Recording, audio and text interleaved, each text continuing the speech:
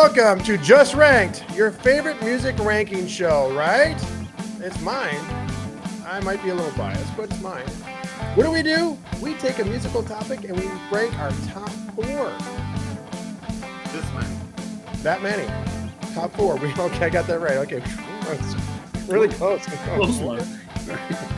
Top four. This week's topic is everybody's right down home rock and roller is Tom Petty. Right? Does anybody not like Tom Petty? I mean, I always say no one hates Tom Petty. Yeah. There we go. He's like he's like a warm blanket. Everyone kind of likes it when you need it. You don't really necessarily turn him off. His music isn't annoying. Mm-mm. He's like Bob Dylan, only he can sing a little bit. And they're friends. No, Shanley, Tim, Henry. Christ, you still so far. Tom Petty was born Thomas Earl Petty on October 20th, 1950. He had sold over 80 million records worldwide, making him one of the highest selling music artists of all time. Tom Petty has 16 albums with Tom Petty and the Heartbreakers, 3 solo albums, 2 albums with the Traveling Wilburys, and 2 more in the mid-2000s when he reunited with his teenage band, Mudcrutch. He was inducted to Rock and Roll Hall of Fame in 2002 with the Heartbreakers. In 2017, his final tour with the Heartbreakers marked their 40th anniversary and played to over 1 million fans on that tour. Wow. Man, imagine that, going on tour and seeing 1 million people coming to see you live, man. That's fucking incredible. Crazy.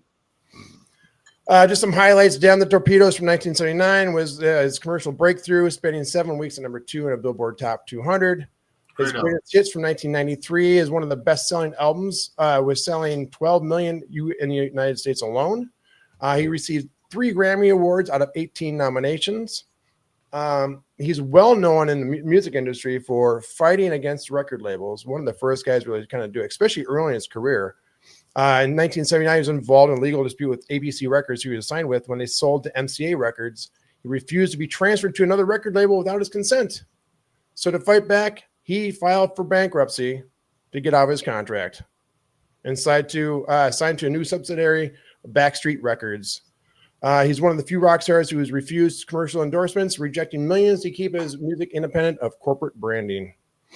And like every legend, he unfortunately passed away October 2nd, 2017 at age 66 on a combination of drugs, one of them being mainly fentanyl, which his wife explained was because he was dealing with extreme knee pain and a fractured hip. So, ironically, the same way Prince kind of died. Prince had bad hips and he was taking fentanyl. But we're going to here to praise the work of Tom Petty and the Heartbreakers and Tom Petty's solo stuff. I mean, like I said, he's one of those bands I think, and universally everyone kind of goes, yeah, I like Tom Petty. Absolutely. No one ever goes, I hate Tom Petty. Yep. No one does that. And to prove that, Chris is going to get us started off. Chris, your show. I hate Tom Petty. So I joked before in our group chat that I was going to say I could say something if I was hosting, that I did used to dislike him very much, but I've grown to the point where I can tolerate him, which is a bit of a joke because I do like him more than tolerate it. Right. But when I was younger, I don't remember what the situation was, but I heard "Don't Come Around Here No More," and for some reason it grinded to my gears at that age. I don't know. Wow. I didn't like the song. And for years when I was younger, I disliked him because of it. Not him, but his music. Yeah. I don't know him. Yeah, I mean, I could see that. If it was going to be a song, I could see it being that one. Or Free Falling for the Overkill. Just get at it. And then as I got older, I got to appreciate him and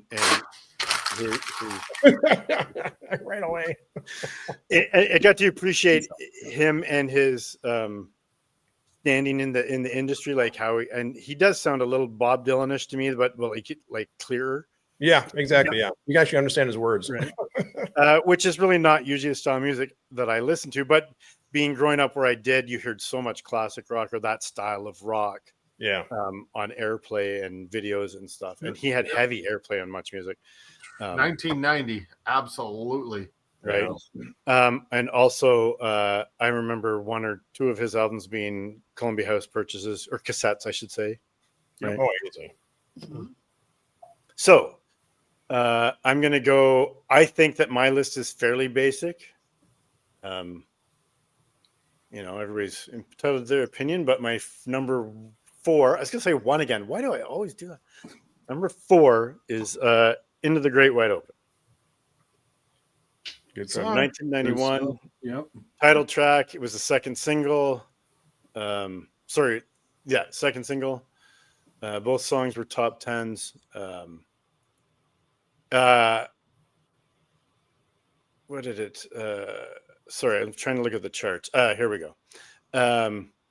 UK number 3, US Billboard 213. The Dutch 53. Yes, Wow. we got it. That is top 100 for the albums. Australian 28, Austrian 7th. Canadian, it was number 4. It had heavy airplay here. Videos had heavy airplay here. 2 times platinum in Canada. 2 times platinum in the United States. That's the album. It was a monster album. It was. Right. I remember the video having heavy play on Much Music. Couldn't get away from it. Right. No. And as much as I was saying before, I think most of this album was produced with Jeff Lynne too, wasn't it? Yeah, that'll be a recurring theme, I think. Right. Yeah. Like as much as I was saying before, when I was younger, I disliked his music. As I got older, I appreciated it. This is one of those songs that you sing along with when it comes on. I turn it up. Everybody I know knows it. Everybody I know sings along with it. That's all. He's got a lot of those, right? He's got a lot of, I don't want to say campfire, but a lot of songs that you'll crank up and a group of guys would sing along to it because everybody knows the song or knows the lyrics or part of it. Or to be on a playlist at a party or at a campfire or like fucking like karaoke. You know what I mean? Or like somebody would we go see a local band and somebody would cover it, right? Right. Or if you're sitting around the fire listening to something else, there'll be somebody will say, put some Petty on. Yeah. Because it's familiar, right? Yeah. Yeah. Yeah, I was actually going to say that in my opening too. He's very singable. Everyone knows the lyrics to his hits. You know? Good pick. Yeah. That's my number 4. That's a good pick. Good pick. Number 3 is I Won't Back Down from 89, Full Moon Fever, which was definitely a Columbia House purchase for me. You use that word purchase pretty loosely. Right. Yeah, fair enough. Purchase, air quotes for the listeners. Number 12 on the Billboard Hot 100, topped the album rock tracks, with multi-platinum. George Harrison sang and played guitar at the recording session with him, which I thought was kind of cool. I Know How We Love Reviewers. It says I Won't Back Down was extremely catchy, chuggy rocker, whatever the fuck chuggy rocker means. I'm not sure. I would imagine beer. That's safe. Why not? Canada sales number 5. RPM singles RPM, as I've referenced before. UK singles 28, which I think thought was low. Mainstream rock number 1 in the US. Year-end charts number 40 in Canada, number 97 in Australia. Just a worldly musician. The world just totally loved this guy. Yeah. Right. Yeah, and I know we were talking before. Somebody was talking before about Petty. He declared bankruptcy. He got his contract. He did a couple other things because at one point George W. Bush tried to use "Don't Back Down," and Petty had to send him a cease and desist. I'd forgotten about that until. Remember when everybody was up in arms about George W. Bush? Yeah, right. When he was the problem, right? When he was the war president. So that's all I have for "Won't Back Down" from Schmoey's got anything else? I can No, move man. on. It's, I mean, again, you can pick almost any, and literally even the album tracks off this album. I mean, like I said, so many people had this album that a lot of people didn't even know the album tracks. Right. Right. This was in my top 4. I cut it yesterday or the day before, moved it down. Not from dislike. I kind of thought it might come up, and my one that is at 4, it was pretty close anyway. So this would have been honorable mention. This song has grown, I think, in popularity as much as any one of his songs. Yeah. Over the years, like it's been used in a lot of cultural things, TV shows, whatever. Mm-hmm. Pearl Jam covered it. Like a lot of bands have covered it. It's a catchy song, right? Mhm. Yeah, and I don't know that if we did this 5 years ago, 10 years ago, I would have put it in there. Although I say this all the time about my list, I don't know, 6 months it'll be the same, or 6 minutes. 6 minutes.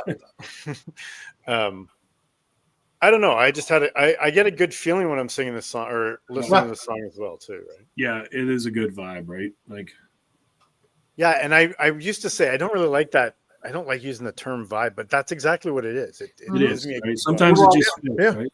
You're welcome. Yeah. Yeah, if you go back to our last episode, Jimmy was all about the vibes. I said it 37 times. She made me lasagna. He was vibing. He was vibing all over the place. Good vibrations. But if you look at this album, man, it's got 12 tracks. The first 7, all 7 in a row, were singles. We're singles, right? Like it's huge, right? You could Crazy. just do a show on this album alone. Well, and maybe I like the song too because I recently resaw the video with Johnny Depp and I love Johnny Depp, so I think that was cool. And I forgot Matt LeBlanc makes an appearance in it. Joey Right. from Friends is fucking in it, and fucking Terrence Trent D'Arby makes an appearance in it. Right. Oh, that's In the right. video, Yeah, that's right. I Right forgot about that. in the video, right? Yep. I think so. I think I like the. As much as sometimes I dislike videos, I think one of the reasons I like a lot of his music, where he did like theatrical videos. that I Yeah. like. Yeah. Anyways, He put a lot of thought into his videos. Yeah. He yes. That's right. I think that's a theme you'll see in his music too. He's really good at telling stories in very short sentences. Right. So even going on to my next, if I can go on to my next song, Yeah. the video for that was it's a little bit creepy, but it's Mary Jane's Last Dance. Yeah. And the song's the video's a little creepy because he's basically a mortician who takes a dead body home, who's Kim Basinger. Basinger, yeah.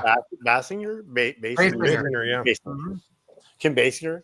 The song was originally called Indiana Girl, and he changed it because he didn't like the way it flowed. But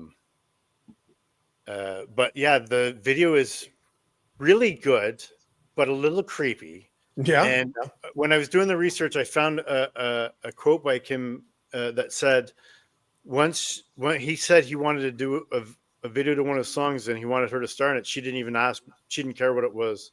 She loved him so much. She had so much respect for him and his music that she'd do anything he wanted, is what she said. Right. I thought that was cool. Yeah. Very cool. That's cool. And then in 2006, a radio station claimed that the Chili Peppers hit Danny California had plagiarized Mary Jane's Last Dance and even called for Petty to sue the band. Forgot about that. Yeah, and longtime Petty and Chili Peppers producer Rick Rubin produced both songs. So Petty responded by saying that he's not going to sue the Chili Peppers and felt that there was no negative intent and that a lot of rock and roll songs sound alike. There's only so many chords, right? Right. Well, and we've talked about it a few times, man, about just lawsuits and plagiarism, and finally, thankfully, judges have said you can't copyright chord changes. You really can only really, it's getting harder now to even copyright melody, because again, everything nowadays is a copy of a copy of a copy of a copy, right? Right.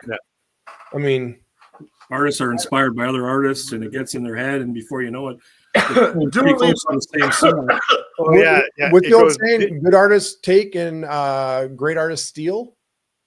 Yeah. Borrow. Well, you can go back to like when Silverchair came out, Stone Temple Pilots. We talked about it before one time, but they're just copying Nirvana or Pearl Jam, they're all inspired by the same style and type of music and artists, right? It's like when Dave Grohl did the Foo Fighters, they were angry. They said, "Why are you playing music that sounds like Nirvana?" He's like, "What? Heavy guitars and lots of drums?" He goes, "That's what I do." Right. Right. Right. You want me to do a country song? Right. Right. Well, I would like to see that. Well, it would be different if it wasn't his first fucking band to begin with. Right. No shit. Right. You're copying yourself? Yeah, exactly. Yeah. Yes, I am. Well, Some it's would say like you're with copying the CTR. original by being the original. Right. Yeah. People are dumb. Yep. I do have a Dutch connection, 35 in the top 40 Dutch, Wow. 26 in the Netherlands single top 100. We love the Dutch. Nice. Here's to the Dutch. And the Dutch. Or the Dutch ovens. Or the Dutch oven. Nice. Pull the sheets up. That got messy real quick. Nothing. And then there's some stuff about reviews, and a lot of the reviews were like Dylan, yeah, no shit, whatever. Yeah, That was his biggest influence. Right. Right. We were just talking about, right? Yeah. But anyways, another top 40 hit for Petty, so Right. rock and roll. Check. Check. It's right. That'll work. He was the pop version of Dylan, you know. It's, Right, I mean, but the difference being Petty could really write a really good hooky melody with his vocal melody easily. Mhm. I mean, that's what he did. Yeah. And just my opinion, but his voice is more likable. Yes. Yes. It's easier to digest for I sure. like Dylan. Still but again, rough, still raw, but like yes. Right. Yes. I like Dylan, but I'm not listening to Dylan for his vocals. I don't listen to Dylan at all, but you're right. Right. Totally. When I'm listening to Dylan, I eat spam. Please sponsor us, spam. Who? What's spam? Spam. Spam. That stuff I get in my email? Yes. Yes. Yes. Let's That's talk We're sponsored by junk mail. Right. You can't fry those junk mails. anyway, but Brought to you by the delete button. Just Rank brought to you by junk mail. Jesus. Thank you, Federal Post Office. All right, carry on. I'm sorry. that's right. We're at number one, right? Number one. Number now? one. Number All one. right. So maybe it's because it reminds me of one of my top 5 movies, or maybe it's because I fell in love with American Girl, but American Girl is my number one. There you go. And every time I hear it, other than thinking about my wife, I was gonna say you married one too. right? It makes me think of Silence of the Lambs. Oh yeah. Right. Oh yeah. I love My that movie. favorite movie of all time. Right. In my top 5. Oh, I love it. Um, You can't well, not think of that having- movie when this song comes on. I was Right? just going to say that. Yeah. Like, as much as I love the song and I love. Hey, are you his one of voice, size 16? and I love like singing along to it. Yeah, exactly. You're right. We should do a top 4 show of songs that are ruined by movies they're in. And what is the name of the actress in that scene? Wasn't she in The Practice? She's in the Grey's Anatomy. Yeah. Cameron Manhattan. No, not Cameron Manheim. What was her name? I can't remember her real name. She was Dr. Hunt, I Feelgood? think. Dr. Feelgood. She What- was not Dr. It's not Dr. Feelgood, but She was all right. Dr. All the Hunt. I delayed think. reaction people. Or Hun, Dr. Hun in Grey's. Yeah. Anyways, I got distracted here. I lost where I was. Right, he's in the van already. Wait. Was she a real Wait. big girl? Wait. You're in the basket or you're getting the hose. Right. So here's what I found a little bit funny about the song. In 2024, it charted in Canada and the US on the country Billboard. Oh, was it covered by somebody? Must have It been. doesn't say that. Wow. I hate when you see those stats, you can't see why. There's Right. there just says charts. Chart 2024, Canada Country Billboard number 38, US Country Airplay 22, and US Hot Country Songs 49. You would think online it would have an asterisk. Reason for resurgence, blah, blah, blah. But and then when you look at that cover versions, I have the Killers, the Shins, Jason Isbell, I don't know who that is, Green Day, Ellie King, Taylor Swift, maybe Taylor Swift, Goo Goo Dolls, and Pearl Jam. She's not really considered country anymore. No, that's who what I knows, mean. right? Like, but I wouldn't really say that that's country. I wouldn't even say it's new country. No. Yeah, I agree. I don't get it. Right. So whatever. I love the song. I'm sorry I made fun of the fact at the beginning that I hated Tom Petty, but I this did. could be it. I did when I was like 10 or whatever. In 2024, Dierks Bentley released a version. Oh, with the Dirks? Okay. Yeah. Yeah, Nice. but it was 2020. Oh, it is. 2024, yeah. Yeah. But still, it's still weird that his version hit the country charts Yeah, too. it though. was That 2024. that actually, now that you say that, that totally rings a bell because I do follow. But why some- doesn't it fucking say that anywhere where I was looking? Yeah. Yeah, people found out that Dirks was a cover if they didn't know the song, and then flocked to Tom But Petty. why wouldn't it go in the rock charts or the I don't know, the adult contemporary? It makes more sense, even though it makes no sense. And whatever. They went to Wikipedia and found the Dierks Bentley one. So apparently the other website I was using sucks. Right. I was trying to not use Wikipedia because anybody can, right? Like, whatever. Right. And they can alter it too, right? And it's like, Right. Yeah, that's why you take some of the stuff with a grain of salt. Some of the stuff says need citation or edit. Yep. Yeah. Yeah. That's why I always double check everything because I don't trust. edited by Jimmy Dillon. I know. It's like, how the fuck did that get in there? What? Trust me, dude. Being the Prince aficionado, I know some things about Prince, and I don't say I know things about Prince unless I actually know them. And the stuff I'm spewed, especially the stuff you hear spewed about artists when they pass, is like that's not true. What are you talking about? But somebody who's a new fan has no idea. And they're like, I don't know. Here, I just read this and forgot. It was in Fast Times at Ridgemont High.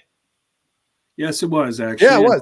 I think is it on the? It was in the movie, but is it on the soundtrack? I'm not sure. I don't know. It says the songs featured several Hollywood films, Science Slams, Ridgemont High, Sopranos, Scrubs, Handmaid's Tale in 2017. Yeah, I knew that too. That Yep, it's got me some too, good yeah. music. Parks and Rec in 2009. Nice. It would have been funny if he had that and had named it. And he had Indiana Girl, American Girl. Like, wow, you're getting real original there, Tom. Yeah. Going through all the girls. Right. Just to clarify, it is not on the Fast Times at Ridgemont High soundtrack. I did not think. I didn't think it was either. Yeah, because I just that had an anniversary in the last month and a half, and I remember looking at it. And it was the last song he ever performed live. Yeah. Oh, I did not know that. That's Didn't know that They either. played it to close out the encore of their performance September 25th, 2017 at the Hollywood Bowl. Yeah. wow. And he's also one of those artists who have to remind myself that he's passed away. I'm like, oh, I mean, I know he has, but it's weird to think he's gone because Agreed. he wasn't old, right? I was thinking that while I was doing this list. It's just weird. Yeah, it's weird. Absolutely. Well, Anyways, that is my list. And I have I've taken- oh, you gonna some? yeah, I have two things. Yeah. That actress's name is Brooke Smith. Brooke Smith. I just looked it up. And the other thing, it's really funny is that I talk all the time about how I bring my list to my wife, and we talk about it and we kind of elaborate on things. And one of the things I said to her, and she said, "You're stupid. There's no way that this is true," is I don't remember ever hearing that song until Silence of the Lambs. Really? Yeah. No, I had heard it before that. Oh yeah. I'm just saying, I No, and that's cool. never No. knowing that until that movie, that scene with Brooke tapping her hands, jamming away on the. Right. When you watch the movie, you can't help but sing along with her, right? Like, Yeah. after all, it was a great big world. Yeah. No, it's fucking ready for You're gonna get killed. Yeah. surprise. You're trying to be a good person and help, and look what I Right. got you. Right. You're in the abductor now. Good job. Right. Get in the abductor. No, you just get in. Like, that's like the worst thing ever, right? You just get in. Oh, yeah. No thanks. Anyways, was- yes, that is all I have. That was a pretty fun list. Yeah. It kind of a little irony because you said in the beginning with your preface that overplayed made you not like them that much. A couple of those songs were major airplay songs. I thought the same thing too. I'm like, okay, well, you did fold to some of them, yeah. Well, No, I mean, absolutely. why And there's stuff that I overplay and then I go back to. Yeah. A lot of the Doors stuff, I kill it and then I go like, right. I think we've talked about that stuff a lot. Or Metallica, or even like I did it with Sleep Token lately. Fucking, you're already off them. just for a little bit. I'll go back to them, like, but I was off for a couple. Like, I just need a timeout on Sleep Token. Yeah, I'll be back. Yeah, absolutely. Yeah. I'll be back. Number 2. Yes. And with that, I'm going to pass along to Mary Jane. Dave. All right. That's me. All right, I'll roll right into it. I have no disclaimers. I love Tom. Love his complete body of work. Everything Joe said, his solo, the Heartbreakers, Mudcrutch, all of it. I love his voice. I love when anyone, like I said, around the campfire, somebody says put on Petty, and I'm in charge of music. I'm like, well, I already played him a while ago. You weren't paying attention. Well, I'll put him on again. Like it's always safe, right? Oh yeah. But anyway, my number 4, like I said, was going to be I Won't Back Down by Knocked It Out. So my number 4 is Jammin' Me. From the 87 album, Let Me Up, I've Had Enough, from him and the Heartbreakers. Yep. Released in April of 87, and then released as a single later that year. Written with Mike Campbell. Like a lot of his work was written with the guitarist Mike Campbell, and this one with Bob Dylan. So again, showcasing that unique relationship he had with Bob. Some would say that this album marked a transition period for Petty because this is pre-Full Moon Fever, right? Just before that he blend this is when he started blending rock with elements of new wave and pop. I read that, wrote it down. I'm like, new wave. I never really thought that. Pop for sure. Yeah, pop. But I guess his sound changed a little bit from the classic Petty you think of in the late 70s, early 80s. That is pretty generic rock. And then he started, but it's still him all the way through, right? Like, yeah, there's elements of other stuff, but and we've talked about all those 70s artists. They did the transition in the 80s and transitioned very well. You have to stay alive, right? Right, exactly. If you listen to 70s music and 80s music, there's a big difference, Big difference. Everybody had to get on or move aside because that new wave, pardon the pun, really had taken over, right? Anyway, production on this song was handled by him and Jeff Lynne. Again, an ongoing theme here that his relationship with Jeff Lynne, pretty legendary. The song's got the driving beat, the catchy guitar riffs, the layered harmonies, classic Petty sound, right? And the song reflects frustration and social commentary, touching on feelings being overwhelmed by external pressures and media saturation. So I thought that was kind of neat. But that's really it for my notes. That's all I jotted down. Because you can go on dives with Petty and there's so much stuff because everybody's got an opinion and there's been so much writing about him and his music, right? So I kind of tried to stop myself. I had longer stuff. I'm like, I'm not saying all that. Right. But anyway, that's it for this song for number 4. Yeah, nice pick, man. Good pick. Yeah. And piggybacking on what you were saying too, going down there, there's a lot of stuff. A lot of people have a lot of information about Tom Petty, right? I tried to stay away from that just to go, okay, what did Tom say? Right. Yep. Because again, things change when people pass away. It's like, okay, now you're saying this, and why didn't you say this when he was alive? It's convoluted. Yeah. Right. Yep. So I agree. Okay, so that's my number 4. My number 3, I think I have it beside every song title in my notes, which I always say, if I can love this song. I love these songs. These top 3, I really, really love. Not taking away anything from Jammin' Me or I Won't Back Down or any of the songs. I love all this shit. Like that's just the ongoing message here. But number 3 is Breakdown. Oh, it's so good. I assume this is maybe coming up in one of you two guys. Love this song. Notable track from his self-titled debut in 76. That laid-back groove of this song is so good in any setting. Like any day of the week, any night you can put this song on. I'm like, nice. Like I'm going to say that every time. I'm never going to say turn that off because it's so good. Like just that classic 70s rock sound, right? Peaked at number 40 on the Billboard Hot 100, reached number 20 on the album rock charts. So it wasn't a massive hit initially and gained popularity over the time with his live performances and just the growth of the song over the years that I think everybody started to fall in love with his groove, right? Because it was his early stuff. They're like, oh, the people that loved him and then went back, oh, this is so good, right? Yeah.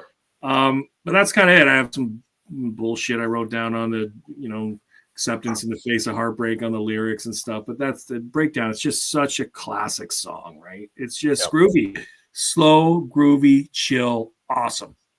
I love that backup harmony. Oh. Yeah. Love it. Yeah. I talked So- about it before. It's one of those songs that you'd hear coming from somebody's car when they were driving by and you're walking down the street, right? Like Specifically a Trans Am. Yeah, or a Camaro or nice. fucking Right. something like that, right? I pull up beside him and be like, turn it up. Like, fuck. Yeah, so good. Well, I would add more to this song, but But you might have it. Right. cheers, gentlemen. Cheers. All right. First cheers. Fair enough. I'll drink to that. Only six songs in. Easy for me to say. And yeah. All right, I'll move on to my number 2 and leave the rest with you. Excuse me. My number 2, I've loved again since I was a kid, and it is Refugee. I love this song so much. I talked about it, I think, in the opening track episode that my aunt, who just recently passed, rest in peace, had a shit ton of vinyl, and I used to record stuff off her. And so that's how I found out about Aerosmith Rocks and Back in the Saddle, because I would record that older stuff that I didn't know because I knew the earlier stuff and was just going back on all these artists, right? So she had Damn the Torpedoes, and I was like, what's this? And then I just like fell in love with this particular track. Great album. The whole album's good, right? So good. Yeah. But yeah, released in October 79, and the single was released in early 80. Mm-hmm. But it falls in the 70 or in the oh no, it doesn't count for the year anyway. I was like, no, it skirts the rules. It's in there. Oh no, we're not doing a year. I forgot what we're only doing 1977 Tom Petty songs. This like episode. Oh, we're doing 79 Tom Petty songs. Oh right, that gets in there. Fuck. Holy shit! Have another drink. Anyway, cheers. Cheers. The song was recorded at the Sound City Studios in Van Nuys, California. Yes. So that's classic, right? Produced by Jimmy Iovine, and that place was legendary for its analog recording techniques. If we haven't mentioned before, there is a tremendous documentary on that. It's so I think we good. kind of loosely talked about it, but I don't know if we ever really dove in. Talked about it, yeah. You gotta check it out. It's amazing. Dave Grohl. Dave Grohl. Do you know what it's called? It's called Sound City. Sound City, yeah. Sound City. I could be wrong. I'm usually wrong. No, I that's think it's just called Sound City. Sound City, and then part of the Foo Fighters documentary, the last half is about him buying that board and then that mixing board they had at Sound City and making his own in his own studio. Yeah. I think you're right, but don't ask me. I don't even know what episode we're on. It is, yeah. Anyway, it's Tom Petty, 1977. 1979. Joe, come on. Refugee reached number 15 on the Billboard Hot 100, peaked at number 2 on the album rock charts. It's clearly one of his signature songs. Oh yeah. That's pretty much all I have. Like, it resonates with so many listeners. The anthem seeking liberation from difficult circumstances, right? Like, you don't have to live like a refugee. And then made famous it's been in a ton of TV and movies. I didn't write them all down. Commercials, everything, right? So a guy that fought, like, I'm not going to call him a sellout, but that song was in a lot of stuff for someone that fought against the system to not be overexposed, I guess. Anyway, that kind of jumped out at me, but yeah, that's it. That's my number 2, Refugee. Yeah, unfortunately, I think it's one of those albums too that was destroyed in the UMG fire back in 2008. Oh, the Masters. All the Masters, yeah. Mm-hmm. What about the Baiters? Anyway, they were just there egging it on. Can't have a serious moment, can you? Come on, man. I got to damn the Torpedoes. We're talking about the death of masters, man. Right? Taking personal fire suppression just a little too serious. Right. Way to kill it. I do have a note on that. Yeah. Do it. I'll use it for years. The drummer on this album, Jim Keltner, Okay. is just a session genius. He's played with fucking everyone. Yeah. Just to name some, he's played with all of the Beatles on their solo albums. Traveling Wilburys, famously. Steely Dan, he played the drums on Josie. Nice. He played the drums on Dreamweaver. Oh, did he? Really? Yep. Carly Simon, he's played multiple tracks with Carly Simon, played multiple tracks with the Bee Gees. He did a lot of stuff with a lot of people, and he has just his own unique sound, and it blended so well with the Traveling Wilburys. And And did you mention that the song was number 21 on the Dutch charts? I did not. I didn't have any. I don't like the last few episodes. I've been overlooking the Dutch. Number 2 in Canada, number 15 U.S. Billboard Top 100. Yeah, got that. And we love you, Dutch. Yeah, awesome. That's my fill-in. Yeah, that's good fill-in. All right, I'll move on to my number one. My number one has been my favorite song by him since the moment I heard it. I believe I'm with Chris as far as loosely purchased, but this was a Columbia House. Full Moon Fever was a Columbia House in the mail cassette. Never paid for that shit. But it is You're So Bad.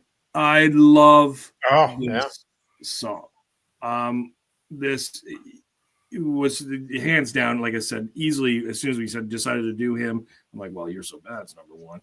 You're So Bad makes it onto many playlists now that I play in the backyard, or if I'm cleaning the house or whatever that I put together, I'll throw You're So Bad. It's always good for me. I think it's the gem on the album. And there's, you just said, 7 singles? There's so many great songs on that album alone out of his entire catalog. But this one is it for me, written by him and Jeff Lynne, who also produced the album. Full Moon Fever is often, I've got this somewhere online because I don't know if I fully agree, but often regarded as his best work. Maybe from those 7 singles. Mm-hmm. It all depends on what you like. Like, it's showcased rock and pop and was really, really popular. Is it his best work? Maybe as a whole, but if you pluck tracks as a whole, right? But like I said, for this album and for me and this artist, this song is it. Reached number 27 on the Billboard Hot 100. So that's pretty decent. It's got a mix of humor and melancholy, discussing themes of love and frustrations of a complicated relationship, but then playful jab at a genuine expression of affection, like You're So Bad, right? Mm-hmm. It could go either way, right? I love the lyrics. I love the guitar in it. I just love the track. That's it. That's my number one. If you have anything to add, then that's my list. This was my number 5. Okay. And I just like you, I love the lyrics, man. The lyrics seem so off the cuff, like he's just almost like he's like describing you, like, he's got to get something off his chest. Right. Like, right. My sister got lucky, married a yuppie. I don't know which is worse. It's like, I know, it's so awesome. It's so awesome. Great way when he sings his songs. He almost he's talking, and he's just telling you a story. Right, and the way he strums along and you can sing along without strumming is just so good, man. Literally, like every time I hear this song, it's one of the reasons why it's on my list is because it feels like he's sitting next to me. He's just kind of telling me the story. Right. You know? And it feels like he's in on the joke. Yes, right. Yes. Yeah. Anyway, that's my list, boys. I'll pass it off. Jimmy, it's all you. All right. Dink said something while he was talking about safe. My preface about Tom Petty is he was safe. You felt safe. You felt warm. It was a warm embrace. Nothing was ever going to be offensive. Nothing was ever going to stir the pot. Maybe a little, subcontext or whatever. But just a comfort. It was a comfort when his music was on. It was a comfort to listen to it. So I mean, I've always liked Tom Petty. I was never like the world's biggest Tom Petty fan, but I loved his music, if that makes sense to you. Totally. Yeah. Mm-hmm. Okay. The other preface that I have to say is we all know that I love my wife, right? She was the hottest girl in school, and she wore a Full Moon Fever shirt all the time. And damn it, if that isn't a great memory. And listening to these songs made me think about how I had such a big crush on my now wife. Wow. Which I still have a current crush on. So It's awesome. So this music put a little kick in my step. So this was really fun to do. Thanks. Outside of just the music. So we're gonna go right into number 4 here. Tom Petty. You Wreck Me. That's perfect segue after you saying that about her. You wreck me, baby. Yeah. And there's a reason I said that. Yeah. This song is an ode to the disruptive excitement of a romantic partner that brings. She did it. Yeah. That's and awesome. this is awesome. This song didn't technically chart. It was on a number 2 album rock chart, but it was not a Billboard chart. It was just a separate chart that it charted to number 2 on, but it didn't chart because it wasn't technically released. I was going to say it wasn't really released, right? Nope. Yeah. The song was originally musically composed by Mike Campbell, which that's how they did it. Mike would bring music to Tom. Tom would put lyrics, and then they would form it in their little ball of clay into a musical masterpiece. Right. But originally, Tom Petty, the lyric was "You rock me," and Mike Campbell said that's way too cheesy. You have to change that, and then he changed it to "You wreck me" and brought a nice little spin to the song. They performed this song 494 times. Holy shit! Oh, sorry. Is that a cheers? Is that? Yeah, I'm just doing all my notes here. I got no more paper. Cheers and all the notes. That's my laptop, which I make my notes on. Yeah, that'll be the next thing. Start throwing electronics over our shoulder. What? So no, that's my number 4. I love this song. It's just there's just a tone, a vibe, happiness. You hear it and you're tapping your toe, you're snapping your fingers if you're a finger snapper. You're kind of getting into the music, and it's really easy to get lost in a Tom Petty song. Totally. Yeah, it's in my top 10. If we did top 10s, of course it would have. It's a great song, great pick, right? Like I said, these songs are all awesome. Mm-hmm. There's not going to be a bad song. Yeah, my section is going to be real easy and real fast. You're just going to say ditto. Right. All right, so we'll see if you have this one. Number 3 is "You Got Lucky." Oh, nice. From Long After Dark, 1982. That close. The song is awesome, but one of the real cool things about this is how they wrote it.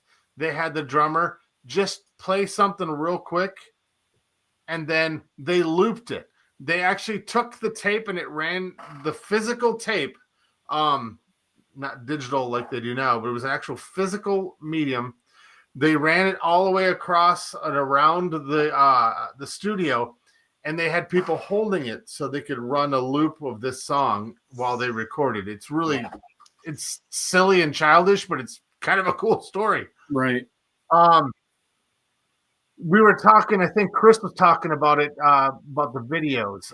They were heavily involved in creating their videos or having, the ideas, but they would take the ideas and they would put it to a treatment. A treatment is like a pitch, but a treatment is an actual physical, this is a storyboard of how it's going to go. And they came up with the whole treatment to this video. It was the video is based on Mad Max 2, so that was the feeling they were going for. The car that they pull up in the beginning was used in Logan's Run. Just this song is just awesome. It's happy. It makes me smile. That's it. That's my notes. You guys? That seems to be a theme with his music. It makes me smile. Right. Yeah. Yeah. I mean, how the fuck can you go wrong with that? Right. And like I said, he sings great stories, and so that makes his videos, I think, very easy to make these great videos he makes. Right. Because they're literally just following the words, you know? Right. Yeah. Well, right on. Good I pick. will, Might come up later. Who knows? We'll never find out. so I'm gonna move to number 2. At the time, the song didn't hit me. It didn't happen until later with my beautiful Full Moon Fever wearing wife.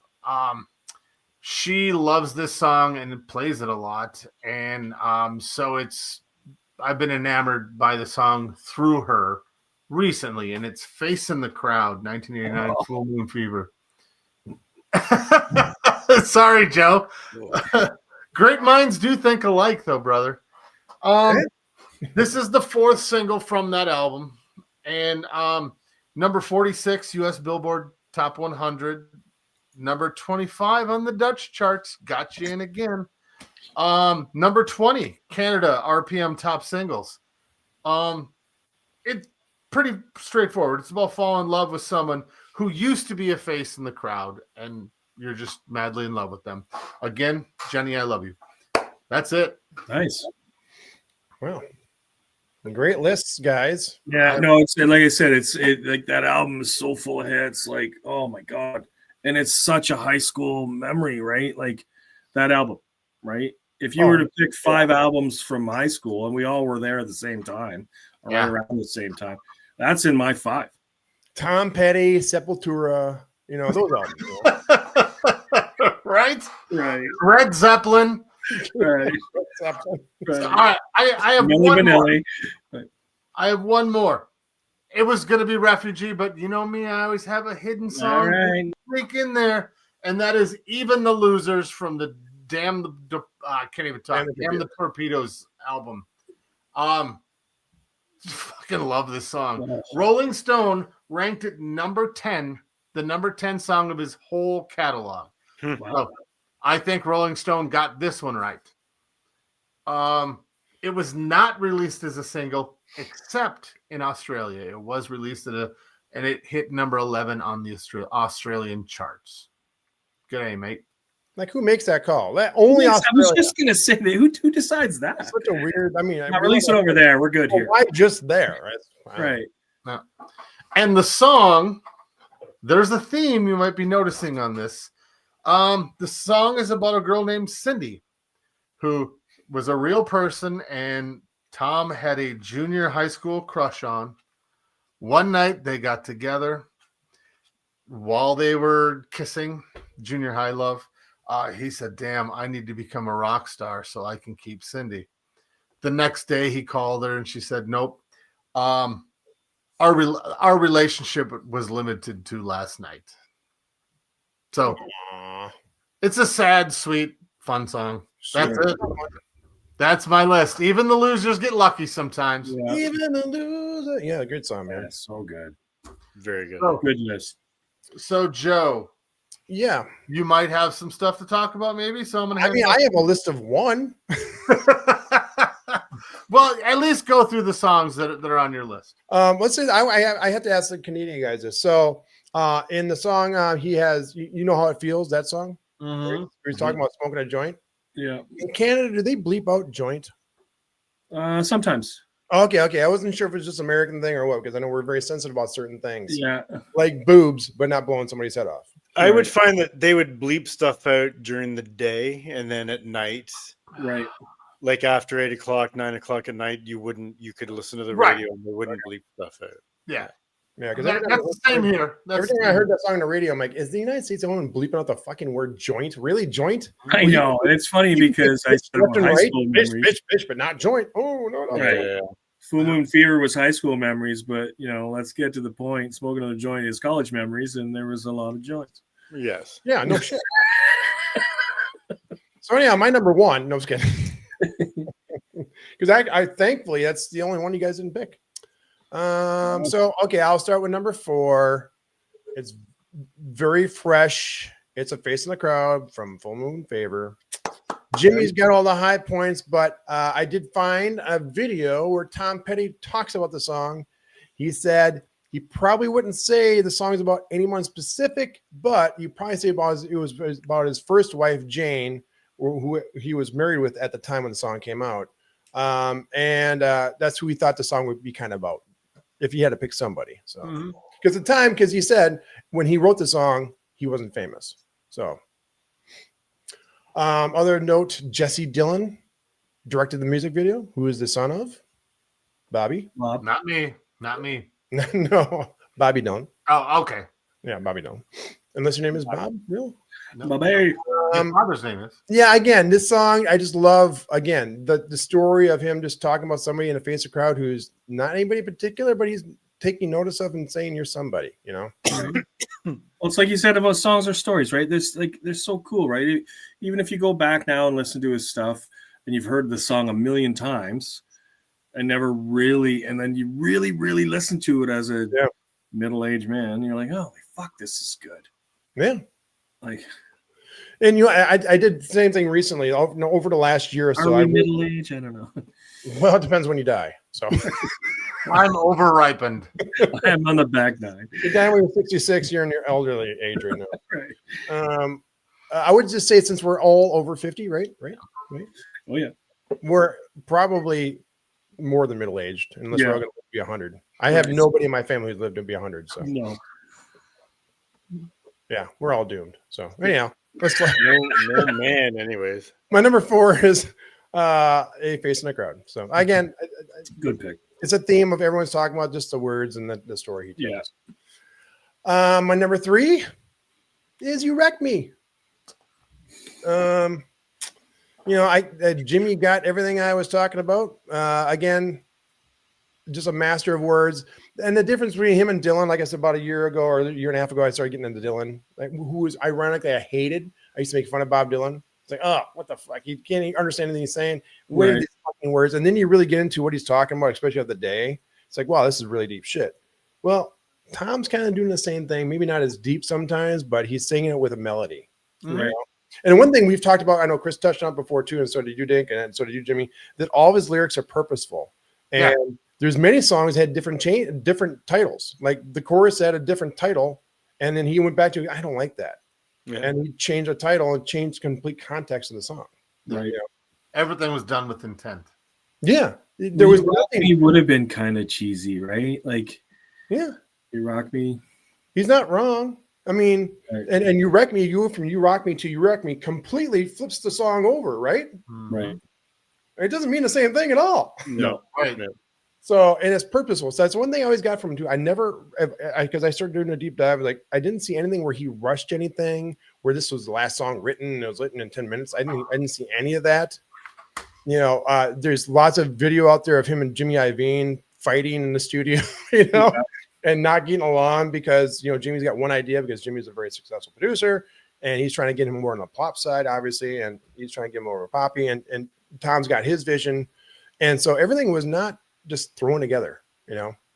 Even the Heartbreakers, when it doesn't seem like it, they had a say in what they did too. So have you guys watched I can't even remember the name of it, the documentary of Jimmy and Dr. Dre? It's like, yes, I haven't yet. So good. Like half of it focuses on Dre and half of it focuses on Jimmy. Yeah. And Jimmy's in the studio with Springsteen and with Petty. Oh, it's so good. Like even the Dr. Dre stuff is because it's different, but they're together because they. But it shows how their lives until they like met each other. Like it shows how they go. How they kind of forged together and then they made beats. There's a really cool fucking scene with Eminem. Like just so good. That documentary as a whole is so good, right? See, I can't remember any musical documentary because if it's of any salt, it'll generally at some point get into the creation of the actual music, right? You know? And that's the fun stuff. It's like, how did this nothing become this? It's not easy, right? Yeah. Those are the docs that I like. Oh, and we're all music lovers, so we all love docs. I can't get my wife to watch some of these, and I'm not waiting any longer. These new ones, I'm going ahead. Like I'm not waiting. That one in particular, when Dre's talking about like being with Eminem in the studio, in the first 30 seconds they were there, they started recording fucking "Hi, My Name Is." Like 34 seconds after they got in the studio together, and they were fucking started doing stuff. Right, and that's what's so cool. So you're so mesmerized by that, and then it cuts over Jimmy Iovine, and It's Jimmy Iovine and Tom Petty going back and forth on a song. I'm like, holy fuck, this is awesome. And I have my number one song. We'll get into some of that studio stuff with Jimmy Iovine and like, oh, you don't want this? Okay, I'll give it to someone. And so there's a theme there. But yeah, that's one thing my wife and I have very much in common. She's like, oh, so and so, did you see this video? There's a documentary about this. You won't even be a band we even listen to or like. Like Selena Gomez. We watched that, and she's like, it was really good, really interesting. Not only talk about her, but talk about her creation process, everything else. So yeah, it's one thing my wife and I really dig is the especially the documentaries get really big. Like I remember when the Beatles documentary came out, the 9-hour documentary came out on Disney Plus, like 2021, something like that. I'm like, it's 9 hours. She's like, oh, that's awesome. And we watched all 9 hours, I think, in 2 showings, maybe 3, but it was like big. I did too. No, I should say like Jimmy did. I love my wife as well, but fuck, if I could just get her to watch one. Yeah, it's so interesting. Again, being a musician, seeing what I do to create a song, a lot of times it's not much different than how Dave Grohl creates a song. How Devo did it. Yeah. And Selena Gomez is a perfect example. You might not really even like the artist all that much, but those documentaries are so cool and you grow an appreciation for them. I know I disparage them a lot, but I watched the 4-Hour Eagles documentary. I think you guys did too. Oh, no. So good. It's so good. But I hate them even more afterwards. Well, yeah, you might not grow to love them, but at least you can know what they've been through, how the music came about. They left all the warts in there. Yep. It's one thing I don't like about biopics. Like you take Queen's biopic, they left all the turmoil out they wanted. That's one reason why what's his face, the original guy who was going to play Freddie Mercury, bowed out because like, no, we need to have what's that? Sacha Baron Cohen. Yeah, Sacha Baron Cohen. He bowed up. He's like, no, we need to have the warts. This tells you how it's got to be real. And then they put things out of sequence, and then Queen's response, which is true, is like, it's not a documentary.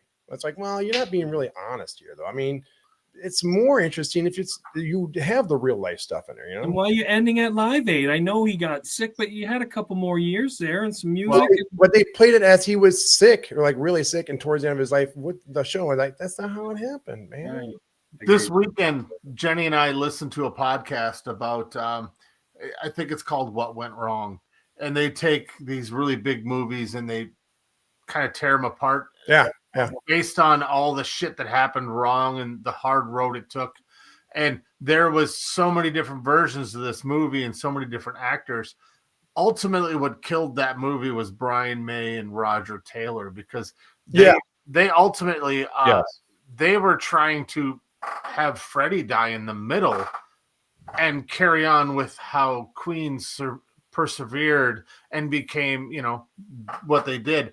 And they just, everyone associated with that movie at that time said, we're not in for this. Yeah. And what's his name? Rami Malek. Is that Rami Malek? Yep. And he was the biggest proponent of no, stop. And he would tell people, nope, this is what has to be done.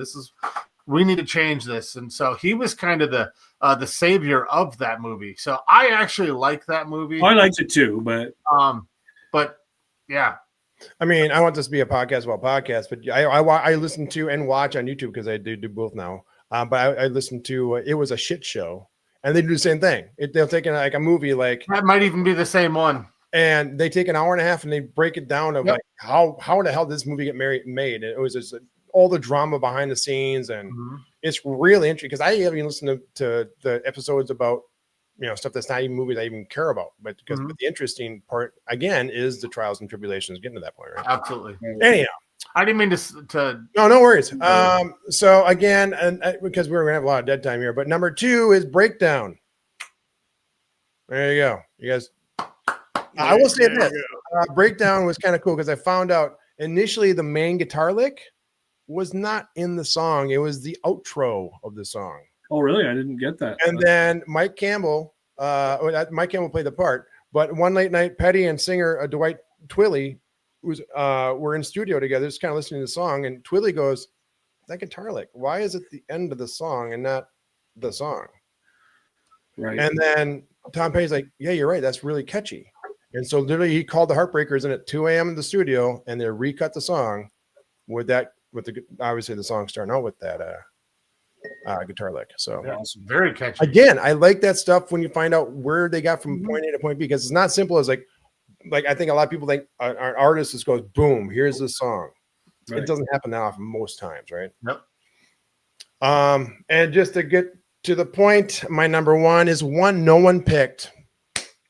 That's all we got, guys.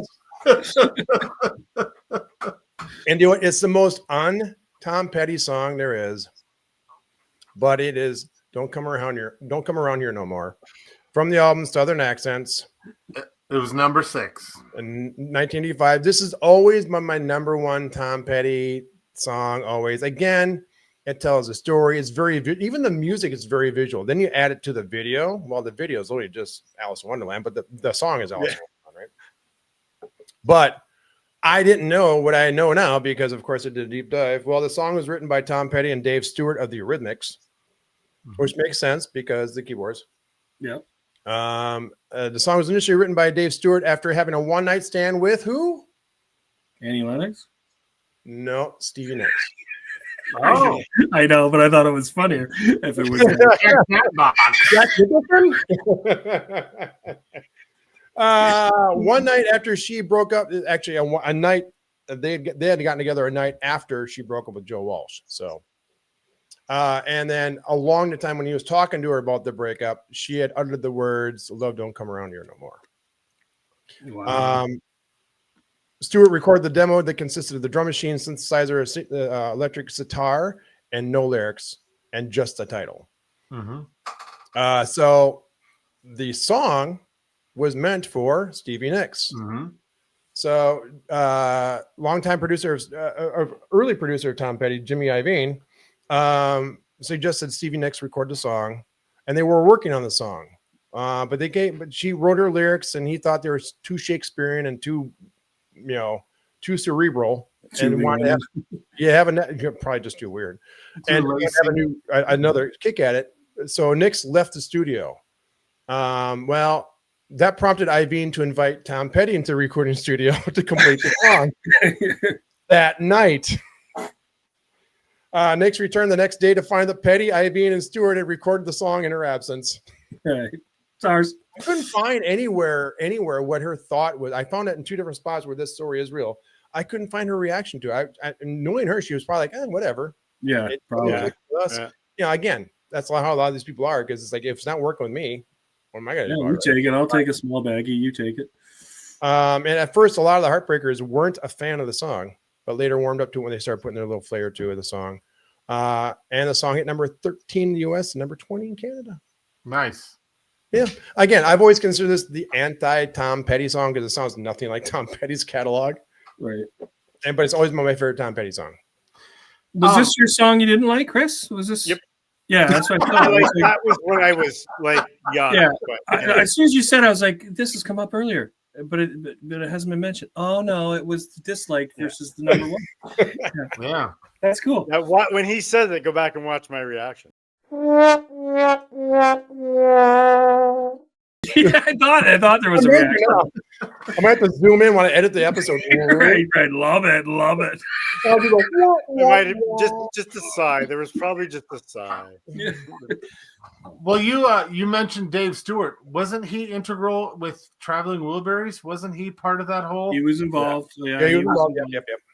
Yeah, because it wasn't his studio that they all went to. His house, maybe. Like they all got together in the kitchen. In his house. Yeah. I knew that he was part of that equation, but I didn't remember what exactly what it was. And then Jeff Lynne produced that, obviously. So, well, everyone was like jumping in because originally Tom Petty.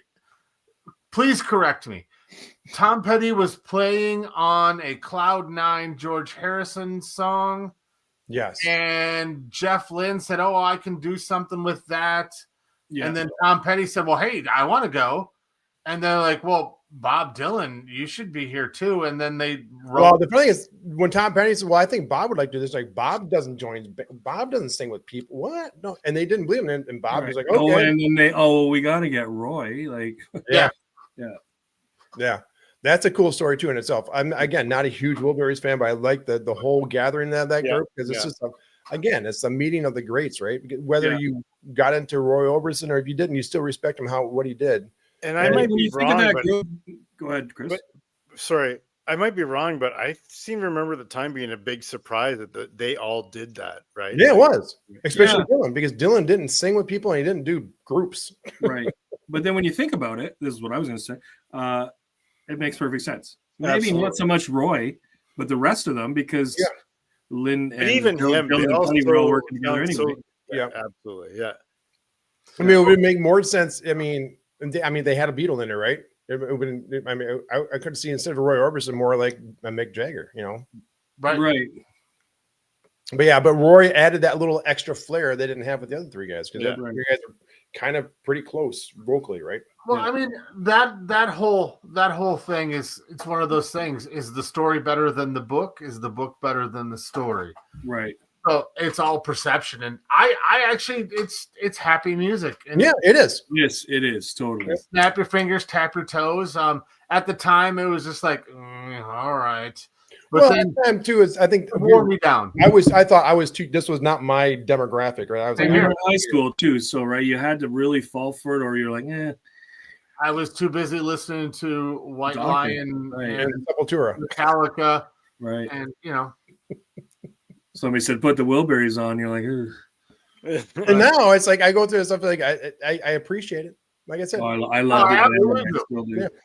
Yeah, I bought that album for Jenny, and we like to throw that on the turntable.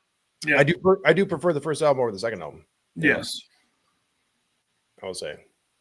Well, the second album was Hurried, if I remember right. A little bit, yeah. Yeah, And where no, the first and no Roy, right? No. Yeah, and the first one even felt more like, hey, let's just get together and do something. You know? The eyesight was better on the second one, but You know what's crazy? I was looking at their ages. There was a meme. Oh, yeah, I saw you that, even yeah. did that. I'm not sure. yeah, younger than us. I'm 10 years older They're than the- Roy Orbison was. Yeah. That picture is depressing. Right? I know. 100%. Or we look really good for our age. I don't know. I'll take that too. It just shows that I'm sexy, bitches. You're bringing sexy back. I'm bringing it back, forward, reverse, every direction. Well, Because it spills. oh. Oh, that is spammy. 60% of the time it works. 100% of the time. Well, guys, I hope you enjoyed this episode of Tom Petty Music. Yes. I mean, I love going down to deep down. Again, Tom Petty's not one I go down the road to listen to. I won't turn him off. I love this deep dive. I'm sad Chris doesn't like my number one, but Hold on. but do us a favor, like and First time. subscribe and hit that bell. Jimmy, like. AC/DC. There you go. Thank you very much. Again, if you don't know where to find our other socials, which Dink does a killer job on. Also, we got the audio version as well. Right. You can go to justrankpod.com to find out where we're at. Just click on that. Again, help us out too. Again, comment. We want to start adding comments to the shows. Comment on the YouTube show. Comment on the audio show. You can do it in your Apple Podcast. You can do it on Spotify. You can even do it on any podcast app. So put your list in there. Put your Yeah, suggestions. we love to there. see your list, right? Yeah. D-Rocker and House Styles are good for giving us the list. Yeah, hell yeah, that's good. I love it. 2014 guy. Thank you. Yeah, that's great. But this has been a great. I love these episodes where we touch on an artist I don't listen to a bunch too. So I thoroughly enjoyed this one. And again, kind of revived my like for Mr. Petty and his lyrics. Yeah. But my name is Joe. His name is Dink. His name is Jimmy. His name is Chris. And this is Just Ranked, brought to you by Junk Mail. We love you, And spam. but go fuck yourself. Go fuck yourself. Rest in peace, Tom. Rest in peace. One face at all. Just Ranked is researched and produced by the Just Ranked crew. Edited and mixed by Joe Burgle. Socials and marketing by DJR Media Services. Theme music by Blue Joker. If you're enjoying the show, please set your podcast app to download new episodes and help spread the word by leaving a review and tell everyone you know to listen.